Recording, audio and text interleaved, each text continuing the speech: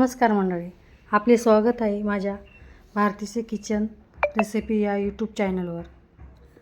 चला तर आज आपण बनवूया तांदळाची खीर। त्यासाठी मी इथे 1 वाटी खोबऱ्याचं किस घेतलेलं आहे।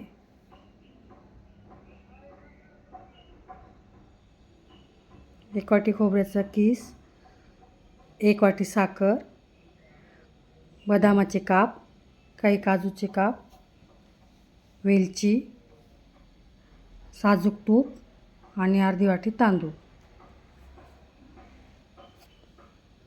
अर्धी वाटी तांदूळ घेतलेले आहे, इंद्रायणी तांदूळ इथे। हे तांदूळ आपण ना मंद आचेवर मस्त 5 ते 6 मिनिटं चांगले भाजून घेऊ। तांदूळ व्यवस्थित चांगले भाजून घ्यायचे, ते खाली करपून द्यायचे नाही।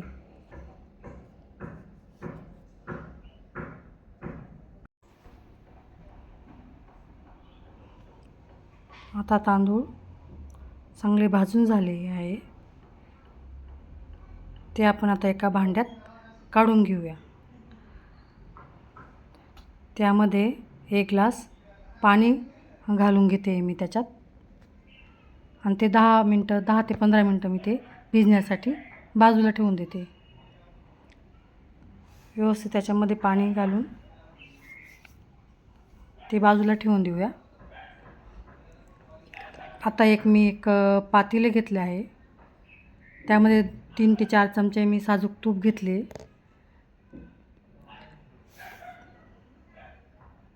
ते तूप चांगले तापल्यानंतर त्यात मी बदामाचे काप घातले, काजूचे काप घातले।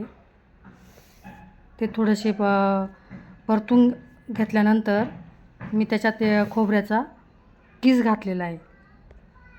ते खोबऱ्याचा किस व्यवस्थित भाजून घ्यायचं आहे, म्हणजे त्याच्यामध्ये खाली करपू द्यायचा नाही। त्याच्यातला थोडासा असं कच्चेपणा दूर होण्यासाठी मी तो भाजून घेते।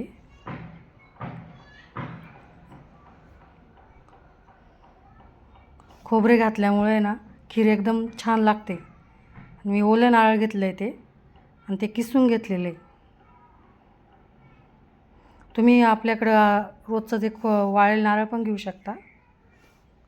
त्यात मी आता 1 लिटर दूध घेतलं होतं, व्यवस्थित चांगलं तापवून घेतलेलं आहे ते दूध मी, आणि तापवल्यानंतर त्या पातेल्यात मी ते दूध घातले। दुधाला चांगली एकदम छान उकळी येऊन दिलेली आहे। उकळी आल्यानंतर मी ते तांदूळ भिजवून घेतले होते ना, त्याची मिक्सरमध्ये चांगली बारीक पेस्ट करून घेतली होती। ती पेस्ट मी आता हळूहळू उकळी आल्यानंतर दुधाला ती पेस्ट घालते। दुधाला उकळी आल्यानंतरच ती तांदळाची मी पेस्ट केली ना, ती त्यात टाकायची, आधी टाकायची नाही, नाहीतर त्याचा घट्टपणा असा आणि गठुळ्या तयार होतील। त्यामुळं दुधाला उकळी आल्यानंतरच ती जी पेस्ट केलेली तांदळाची ती हळूहळू टाकायची। ती एकदम पण टाकून नाही द्यायची। एकदम जर टाकली ना तर त्याच्या अशा गठुळ्या तयार होतील, आणि त्यानंतर ती खीर चांगली नाही लागणार।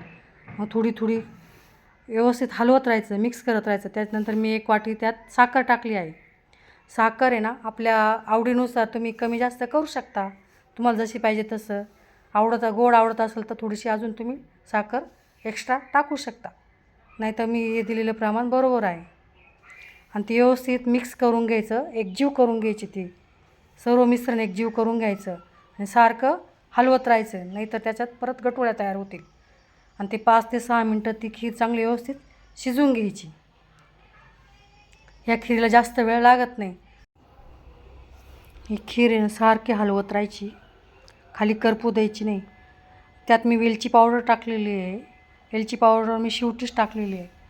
शेवटी टाकल्यामुळे ना त्याचा सुगंध खूप छान येतो।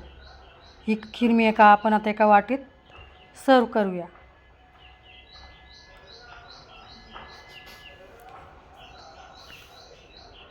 रेसिपी माझी आवडली असेल तर माझ्या चॅनलला लाईक करा, सबस्क्राईब करा।